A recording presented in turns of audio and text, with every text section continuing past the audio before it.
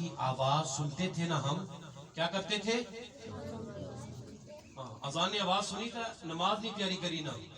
ٹولا پر نچنے نہ پتہ ہے نماز مسجد کھلنے کی بات ٹول بجنا پہ مولوی صاحب ٹولا نہیں گونجی نماز پڑھا دیتے کیا قبول ہو سی مولوی صاحب نہیں تو باقی نہیں. وہ بندے کہیں گے کہ جب اذان کی آواز سنتے تھے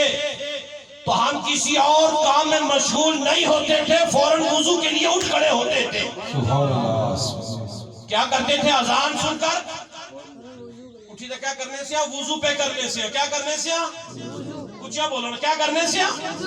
وضو کرنے سے کس واسطے نماز واسطے کس واسطے شادی ہفتہ بعد اسی پورا ہفتہ ٹول کٹی کٹی نہ کو نماز پڑھی نہ کرانے کی لایا نہ بچے کی لایا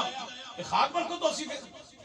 اشنے لگی پھر آسان وہ بھی ذمہ داری اس کو نہیں مار رہے جو کڑی بے جاننے ہیں ایک کرا بھی چاہیے تھا بڑی نصرت ہوئی وہ خدا نے بندے تو سے بنیاد کا رکھی سی اس نے. مظفر شاہ بہادر شاہ ظفر ایک شاعر گزرے بادشاہ گزرے تو انہوں نے ایسا کہ وہ بندہ انسان ہے نہیں کہ جسی تیشش کے جملے سننے دے وہ انسان ہی نہیں جس کو تیش میں خوف خدا نہ رہا اور خوشی کے لمحات میں یاد خدا نہ رہی. بیٹے کی شادی تھی تو خوشی کے لمحات تھے چاہیے تھا رب کی بارگاہ میں سجدہ کرتے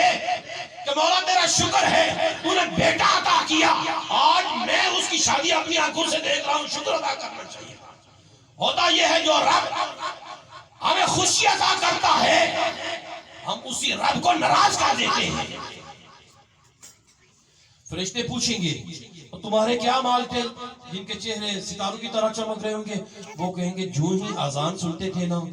ہم فوراً نماز کے لیے تیاری شروع کر دیتے تھے وضو کرنا شروع کر دیتے تھے. اور جن کے چہرے چاند کی طرح چمک رہے ہوں گے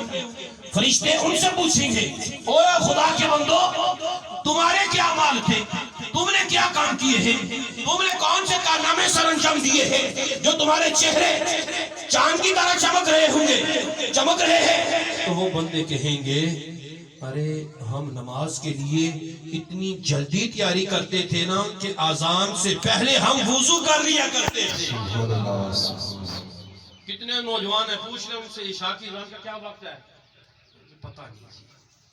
ایک نوجوان کو میں نے کہا کہ اذان دے دیں جی نماز کا ٹائم ہو گیا مسجد کے اندر تھا تو میں نے کہا اذان دے دیتے نا 5 منٹ اوپر ہوگی شرم آتی ڈھول پر ناچتے ہوئے شرم نہیں آتی جی قبر میں بھی مجرم